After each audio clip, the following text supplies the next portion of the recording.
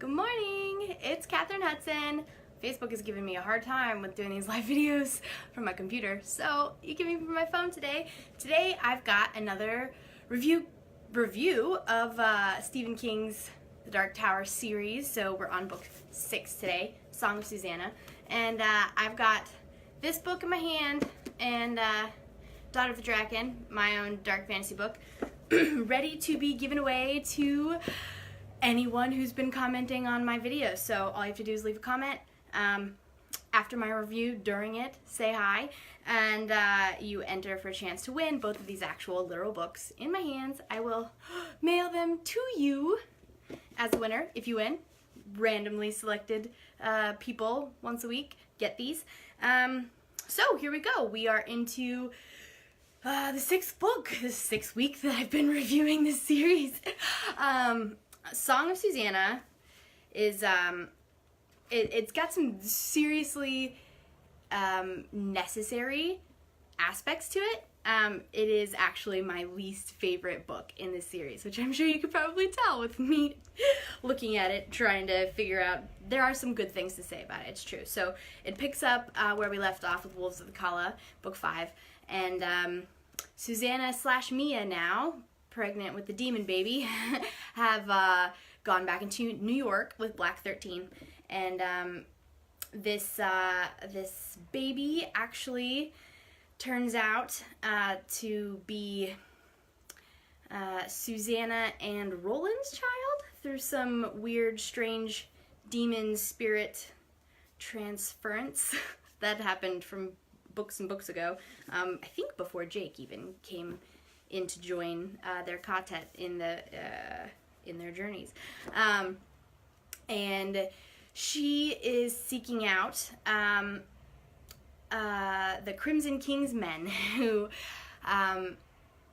the Crimson King becomes like kind of this all-consuming dark villain who's trying to take over, you know, and he's got some plans for the Dark Tower, and he's got some plans for the rest of the world and the worlds and the universes, and that is the thing that I did not enjoy so much in Song of Susannah, is that we've come all this way through so many different worlds and all this time with Roland and his quartet, discovering like the brilliant synchronicities between the different worlds and the one that we know outside of these books.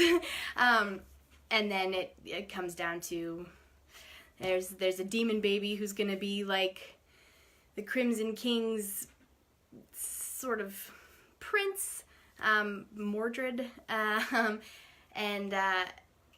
it takes it into. I didn't feel like that aspect of the story added very much to it. It kind of turned it into a good versus evil thing, or one giant demonic evil guy trying to take over, and it felt a little tropey to me, but there's still some very cool references in here. Black 13, the wizard glass, the orb, gets put into a locker at the World Trade Center by Father Callahan, because he and Eddie and Roland and Jake go through the doorway again to follow Susannah. And so, you know, there's kind of an inference there that you know, when 9/11 happens, Black 13 goes down with the World Trade Centers, the World Trade Center, excuse me, and then, you know, Calvin Tower comes back into play with Tower Records, and we see the rose in the abandoned lot again, which Jake had actually been drawn to in the very beginning, and Roland goes back to the rose and tries to buy this abandoned lot and get this property back so they can protect this rose in the abandoned lot, which they actually, it's described in a lot of ways as holding all the universes inside it within the rose. So it's something they have to protect, and it is the tower, or it isn't, or it's part of it.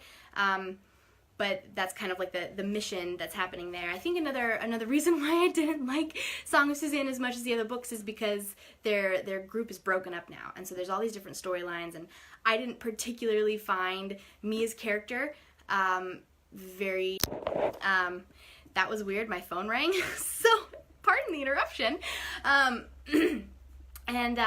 But there's one huge thing in this book that I absolutely love, and I thought it was brilliant, and that I do have amazing things to say about it, is that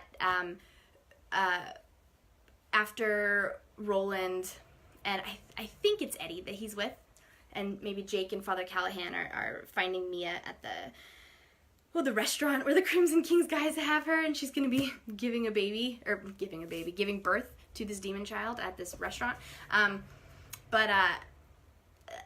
Roland finds himself in Maine, and after talking to Calvin Tower of Tower Records and securing the rose in this abandoned lot, they find out that they hear about Stephen King, and they're in Maine, and they find out that he's close. So they go to see Stephen King, having heard of him as the writer of their story, the author, the person who's been drawing this whole thing up.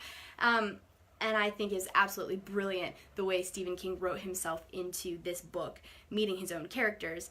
Of course, Roland hypnotizes him the whole time, so he doesn't fully remember the conversation or fully remember what's happening there. But Roland eventually gets Stephen King to answer some of his questions, and basically, they thought that Stephen King was a god, and he's actually just sort of like a channel for moving their story forward in the way it needs to keep going. So I did think it was absolutely brilliant that Stephen King had been sitting on this series for a while, and he'd been taking his time with it, which I'm sure a lot of you know. I waited a long time for the rest of the series to be finished too. But he, wrote himself into the story as his characters telling him to, hey, hurry the hell up and finish the story already. We need you to, because there are worlds and universes depending on you doing your job, so quit messing around. And my favorite part about that was that Stephen King wrote himself into Song of Susannah as a character. He wrote himself as an asshole. Like, he's really just like, I don't care about any of you, and I don't care about this story, and you're crazy, and this is ridiculous, so leave me alone. I loved that. It wasn't like but it may have been a vanity thing for him, who knows, but he didn't write himself in here as this all-powerful being who, was like, well, I know that I can control you, so meh. He was just kind of a jerk. And I love that part. So eventually, Roland is kind of like, well, I don't know, did we actually convince Stephen King to keep writing our story, because this has to keep going? And eventually they make their way back to New York, where Mia is waiting to deliver her demon baby, and waiting around the Crimson King's men, and the whole quartet kind of reconverges together again. And then we lead into book 7, which is The Dark Tower. And that's basically it. I have said the things that I really didn't enjoy about this book. It's also quite a bit shorter than the others. It's not as long, which might have had something to do with why I didn't like it as much as the others, though The Gunslinger was shorter than Song of Susannah, and I still prefer it over Song of Susannah. So I would give this book, probably 11 out of 10 stars, though I say, that it's my least favorite, and there are things I didn't like about it. I still am entirely in love with the series, and I can't really say too many bad things about it, and at the same time I recognize how essential Song of Susannah is to moving into book 7 and completing the circle of this series, this cyclical feel. So yeah, I would give Song of Susannah 11 out of 10 stars, because I still love the series, and it has that awesome Stephen King writing himself into this as himself. I want to hear what you guys think. I want to hear, for any of you who have read the series 1, 2, 3, 4 a bajillion times, I want to hear some thoughts on Song of Susannah, because it has been my least favorite of the series forever. And if I would actually love some insight into why you guys love it. Change my mind. If you can change my mind, that's awesome. And you might even win something for changing my opinion on this book.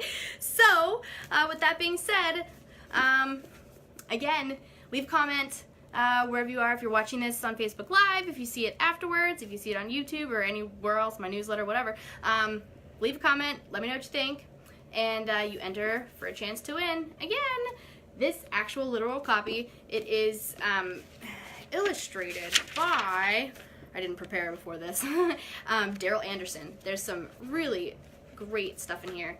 I mean, okay, there's just really, really good stuff. And I love that all of these books just come with phenomenal illustrations. Fantastic. And then you also will might win a copy of Daughter of the Drackan. This is the first book in my dark fantasy duology, Gyenona Children. It will be signed by me, and it will be shipped to you. And after I post this, I will be announcing the winner of last week's giveaway review.